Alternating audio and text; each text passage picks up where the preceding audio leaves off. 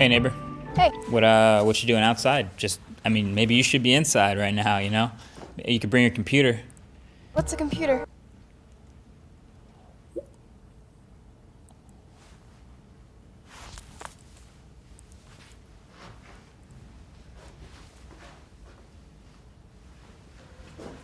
What?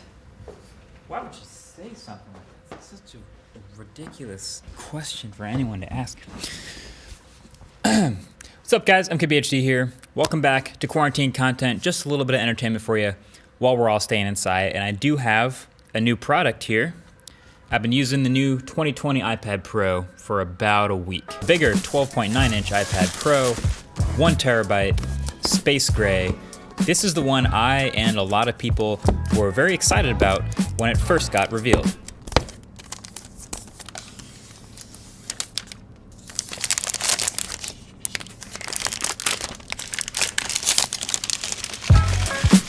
So of course, it looks familiar. You know, the form factor of the iPad Pro has not changed. This is more of a refresh to the tablet that we all know and love. But there are some improvements that yet again push it.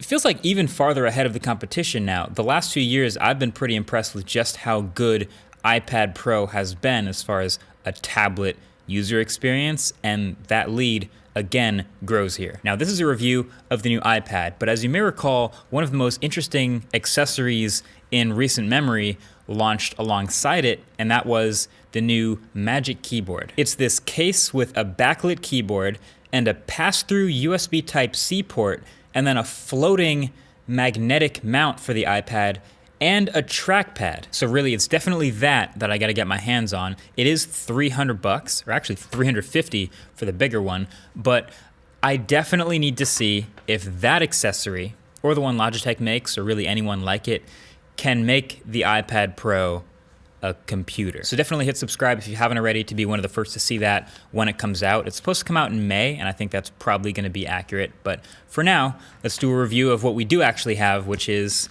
the new iPad Pro. So really, there are two main improvements that you should know about with this new iPad, and that's the new A12Z Bionic chip and the new camera system. So the new chip is incredible, again. I mean, I guess I shouldn't be surprised by this, but it makes the iPad Pro, again, even more of a performance monster than the previous gen. Now, it's not some insane performance jump from the last iPad Pro, but a step forward at all is pretty great. And you can see it crushes Geekbench, putting out just about the highest single core score you'll see, especially on any mobile device. And Geekbench is also showing me 6 gigs of RAM. And we kind of had something like this happen last year where we were wondering if all of the new iPad Pros have the same amount of RAM. I asked Apple if they all have 6 gigs of RAM, or is it just the big 1 terabyte version? And they said they're not gonna say. That's something people will find out when they get them. Which to me sounds like, no, they don't all have 6 gigs of RAM. But either way, that is more than usual in a well-optimized iOS device, as we know, that like sort of feels like the same expansiveness as the 16 gigs of RAM in the S20 Ultra again. So all in all, you use this thing and you can tell it is consistently a performance monster, which is great news for gaming, great news for multitasking, or just doing anything heavy, you know, having a bunch of tabs open with a bunch of desktop sites, or keeping a lot of things in memory, just the whole thing. Plus, you can't forget about having that super snappy 120 hertz display and the 240 hertz touch refresh rate tying it all together. So performance is there.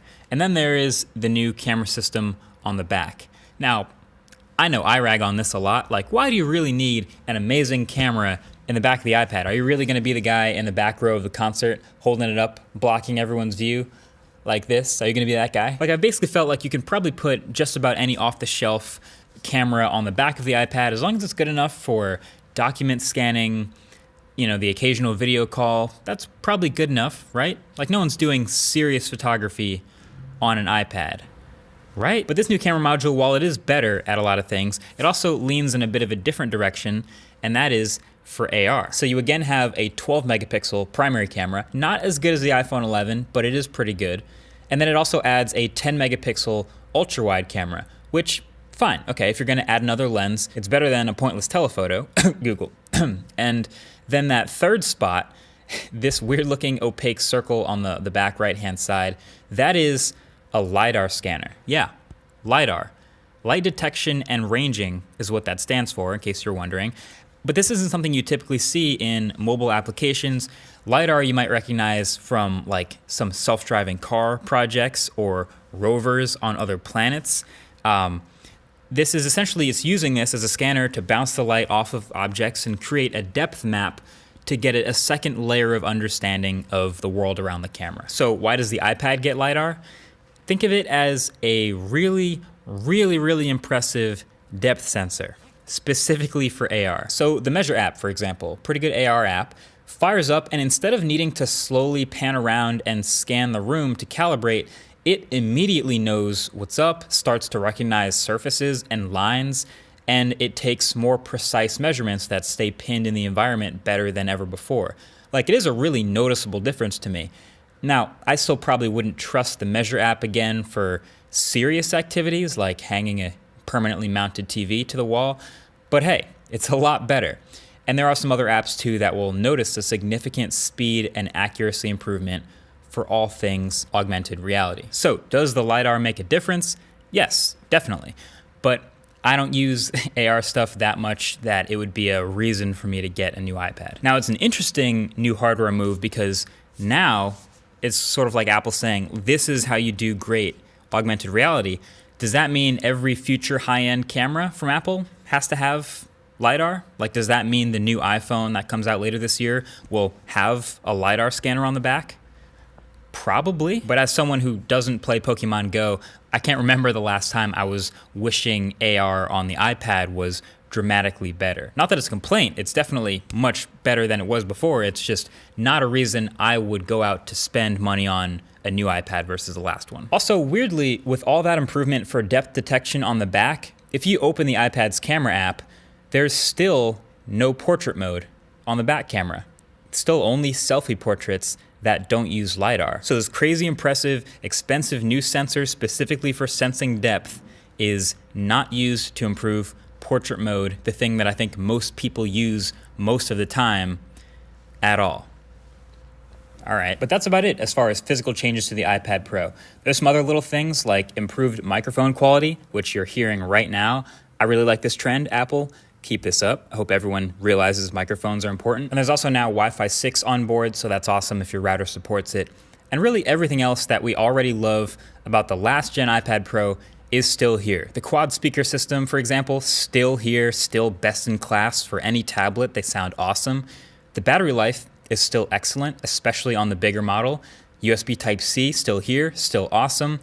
There's still hella magnets like everywhere, all over the tablet for all those accessories that snap to it.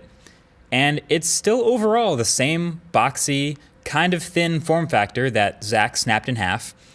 But hey, I still love it. Now, like I mentioned, I don't have the new accessories yet, but what I do have is iPadOS 13.4, which is the latest version that does include now the new real cursor support. And you can probably see where this is going. I also now have an extra Magic Trackpad that I've paired to this iPad. And I gotta say, it is pretty cool seeing a cursor pop up automatically as soon as you connect via Bluetooth. And the cursor itself, as you may have seen in the ads, it isn't a normal arrow cursor. It's more of a translucent circle like your finger on the screen would be.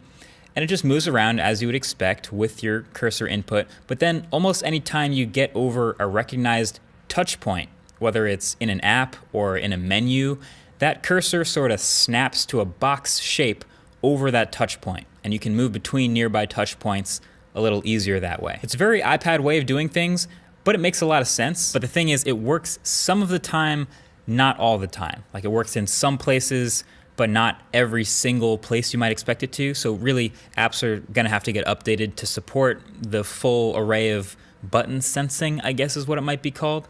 But so far so good. But even in like Safari, for example, there's gonna be a lot of websites where you just gotta trust a normal mouse over and use it like a normal cursor, which usually works, but that just means it'll be a little inconsistent at the start. And then there's multi-finger gestures, and it's a couple new gestures to learn if you don't already use macOS. It's slightly different from what you'd already do on the screen on the iPad, but they do still make sense. So there's the 3-finger swipe up to go home from anywhere. And there's also 2 fingers to scroll up and down, and it's the natural scrolling direction. And then 3-finger swipe left or right to move between multitasking apps, things like that. And there's a bunch more, and you can use as many or as little of them as you want. The thing is, a lot of the gestures now are more parallel to what you would do on a Mac than what you would typically do on an iPad. So it can feel like a new set of things to learn and memorize, but this is something I'll dive a lot more into in part 2 with the Magic Keyboard review. But overall, still, the iPad Pro is easily my favorite tablet again, and it's not really close. Now, the new things they added, the A12Z Bionic and the new camera system, while they're not like huge reasons to upgrade for anyone who already has a current iPad Pro, they are still good things, and they're solid little refresh updates. Now, if we're still asking the question, can this replace your laptop? As of right now, with those accessories not out, I don't know that the answer just for the iPad has really changed, but I think it's very clear that Apple has been thinking about that question with the cursor support and iOS, and I'm pretty excited to actually try it all as one unit. So either way, thanks for watching. Check out the merch at the link below. It's good stuff. And feel free to stay tuned for part 2. Till the next one, catch you guys later. Peace.